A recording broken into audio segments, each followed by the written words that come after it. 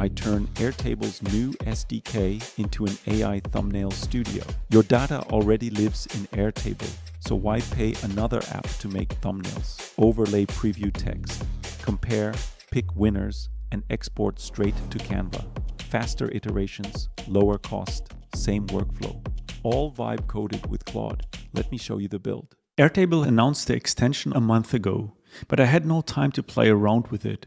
But I just thought when they announced it, that's freaking amazing. There is actually a guide here in how you can use AI to vibe code in order for you to use your SDK. I will show in this video a pretty useful example. What drove me actually was the announcement when Claude introduced Claude Sonnet 4.5. I thought there is no more excuse, let's try it out. In this video, we will talk about the thumbnail preview and how I've built it. The concept is quite simple.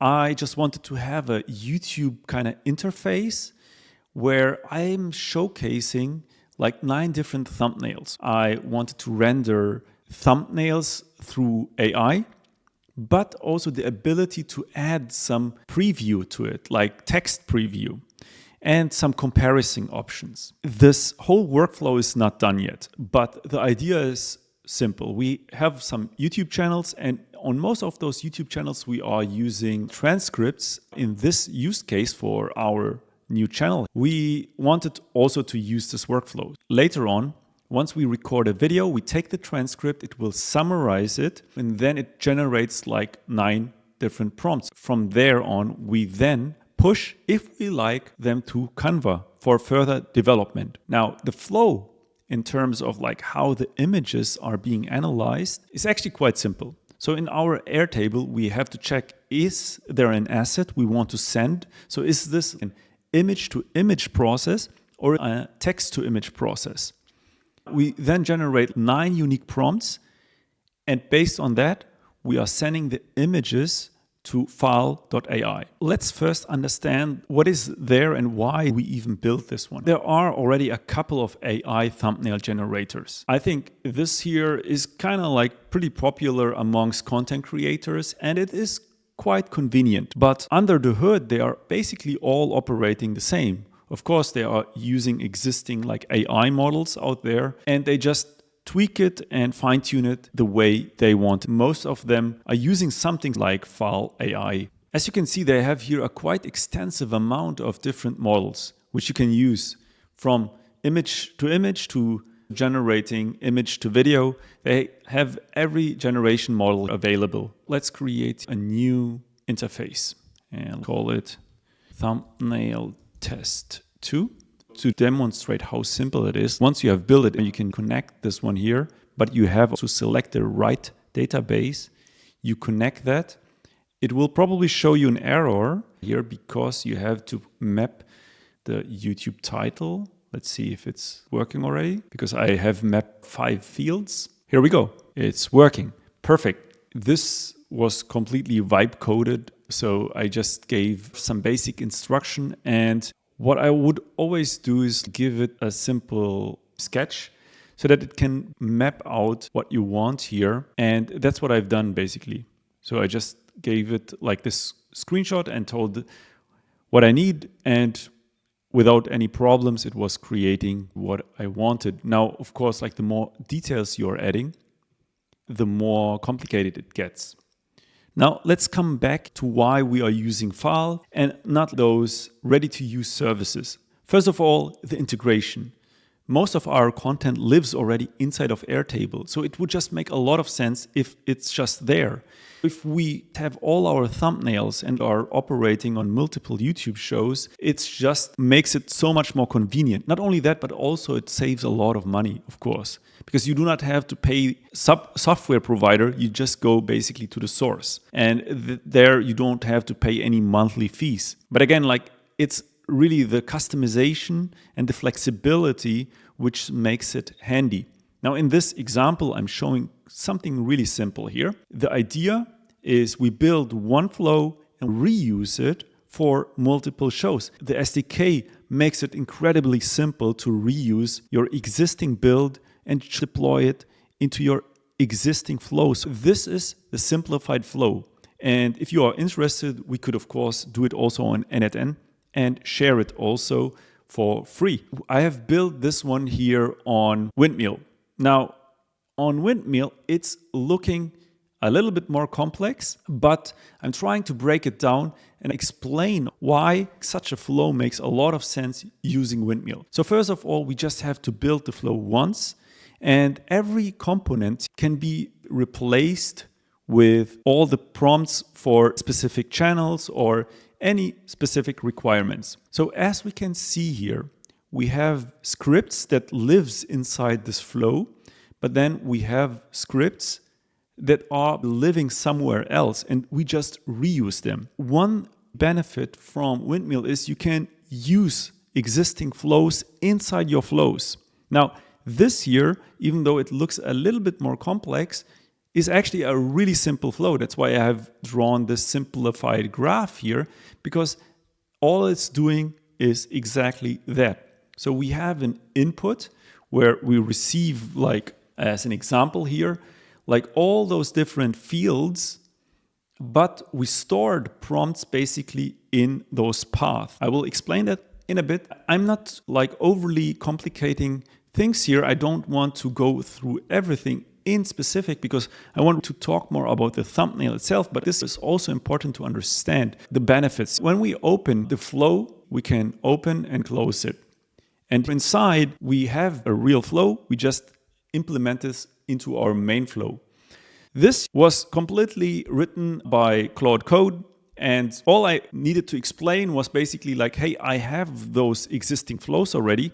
Just connect them together, because that's all you need to do. Let's go over the steps. The first step is I wanted that every asset we submit should be analyzed first from the AI. Then we just construct the whole prompt. So this here is a script. Once you build that, it's so flexible that you can literally use that for so many different use cases, and you do not have to build the flow over and over again. This is literally just building the prompt together. So once we have a constructed prompt, we use an existing node or flow or script, however you call it, and we now just submit the constructed prompt here. So here is the constructed prompt from the step before. We could also construct it here inside. That will be no issue. To debug and speed up the process, I think that's like way easier this way, because now you can just check, is this really the constructed prompt I want? And you do not have to, like send the request. You can see it first and now pass it on. And also those scripts are consuming so little time. Anyway, we then move on and process the output. Therefore, we do not have to change the main script here. After that, we have the loop, because depending on how many thumbnails we want, we can then run this in parallel. We can define what's the maximum parallel request we want to send. And now we just have the very simple logic. If we have no images, it sends it to this flow. If we have images, it sends it to this flow. And then we compile everything together and write new records to Airtable. That's basically it here. It looks more complicated, but the flow itself is actually super simple. All right, but let's test this one. This is just a dummy base. It's all about the thumbnail preview and the Canva, but let's run this flow. And as we can see, we don't have anything triggered yet. Let's put it side by side. It takes the summary and maybe some user input and the prompt itself,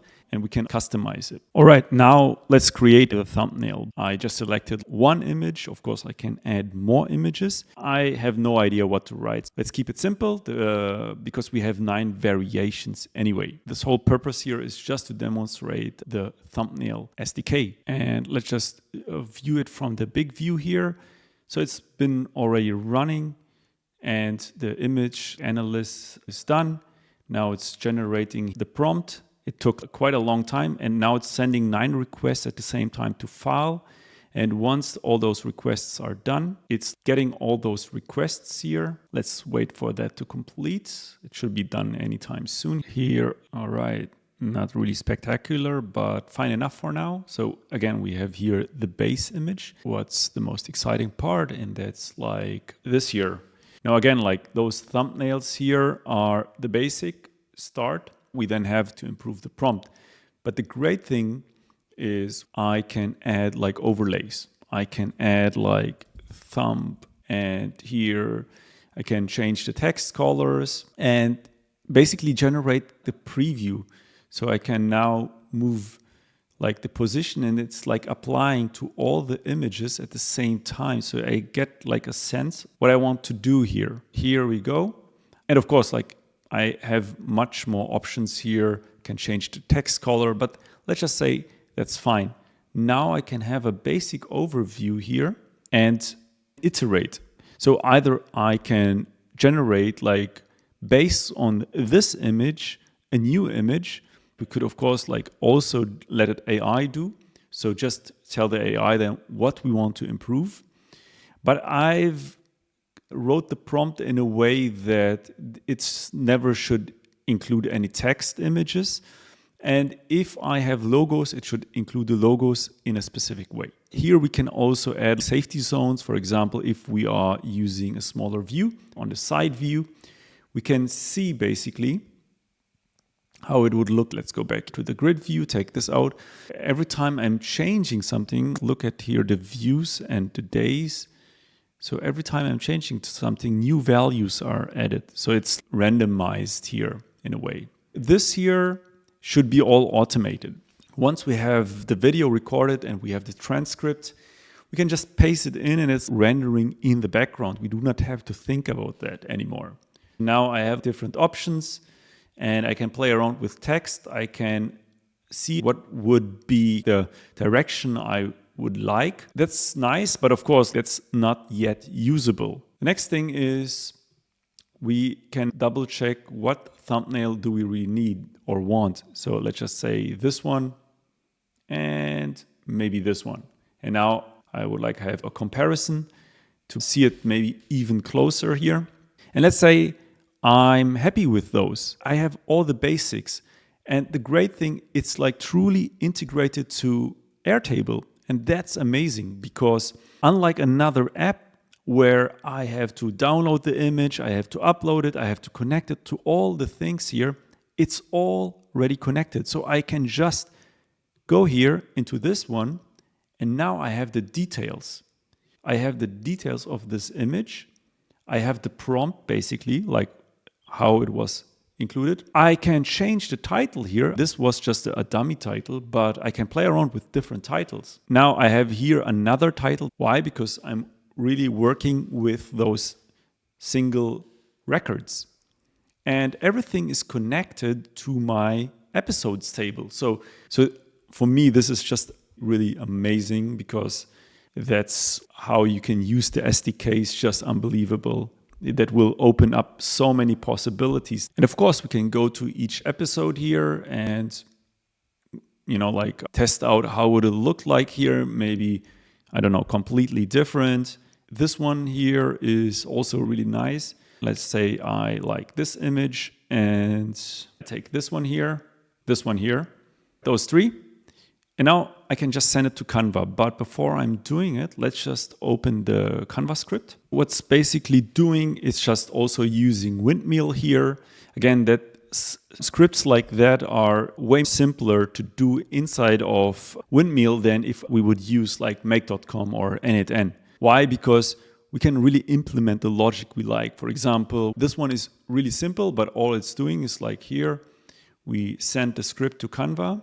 So now it's sending it here. And of course, we do not need to use this. This is just for demonstration purposes. We can deactivate that. Unfortunately, I was not fast enough. So the script was already done. But here we see the steps. It was creating in a very short amount of time different assets, uploaded as a design and created like a folder in a folder. And yeah, basically here we have then the results. Now, again, because this here is integrated with Airtable, of course, it's also then sending it directly to Airtable. So as we can see here, we have already the URL design, which was like from this image we just sent to Canva. We can now move on and basically go to Canva. And here we go. We are right inside of Canva. And that's perfect because now we can basically go and build our thumbnail. From here, we can now play around and do whatever we like in Canva, of course. Like we could duplicate the image here, like do a quick background removal and do some more advanced things we would not be able to do inside Airtable with the SDK. We could build it out further and do crazy stuff, but I will not try to replace Canva or Photoshop or any other tools. For a quick view, that's fantastic, but for extensive image editing, that's not what we want. But here we can play around with whatever. All we need to do is like really came up with a good prompt and tweak it further and further. What are the other ideas here? Basically, we can start to collect thumbnails either from Pinterest or YouTube. AI can analyze those thumbnails, break them down basically how they are looking visually. We then use them as inspiration library. And now what we can do, and maybe I'm recording another video for it, use those example thumbnails as kind of like a starting point so that we have more than what we want. Again, like the prompt is really, really important. And some prompts are just working better than others. What I've figured out so far is Nano Banana has a lot of problems when working with too many small items. It's fantastic in reproducing images or changing images, but sometimes it has a struggle with creating images. But when we have an inspiration library, that will probably solve the problem. Let's just assume, because I think that's not that easy yet maybe to grasp how flexible the flow can be. So what I've done here is I just asked ChatGPT to write a different prompt. Now I take this huge prompt for a different show, and let's assume I have this folder here. All the resources inside of Windmill could be created automatically. We can use Airtable to do that, but let's keep it simple here. So now all we need to do is add a resource, for example. Let's stick with this simple example, prompt completion. And now we could, of course, fill this out here. Like those are predefined values. Here we go. Now, if we deselect that, we have the full prompt, the role, the task, the context, examples, input, output example, guidelines, what it should follow. So as I've said, it's quite simple. Of course, we have to give it a name. So let's just save it here in the folders. This is quite a new workspace here. OTR thumbnail. All right. Now we have it, and we are now able to edit this thumbnail prompt inside of Airtable. Once we save it, we can take the same destination here inside of our Airtable, how we map the data. Some of the data here is not really full in production. I would never hard code the prompt path here. Those must come from the table itself. But to demonstrate it quickly for this other prompt, we have to imagine we would be on another table, but I would be too lazy to create a table in the other database. Let's just rerun the prompt. But of course, let's go to a new episode. Now it needs summary because that's how we have constructed the prompt. So let's write something like gambling, addiction, and different emotions. Now, same action here. We would add an asset. As of now, I just have those assets here. And now we hit create thumbnail, but this time I'm just pausing because that's taking another 2 minutes. Let's just wait for the results. And here we go. Thumbnails are done. Again, probably not the best thumbnails here because we need a better prompt for not only the story, but in general, the prompt itself. And I've used the same image, but as you can see, the style is significantly different. And now it's just iterating. As you can see, it's also the same flow. We just change the resource path. That's it.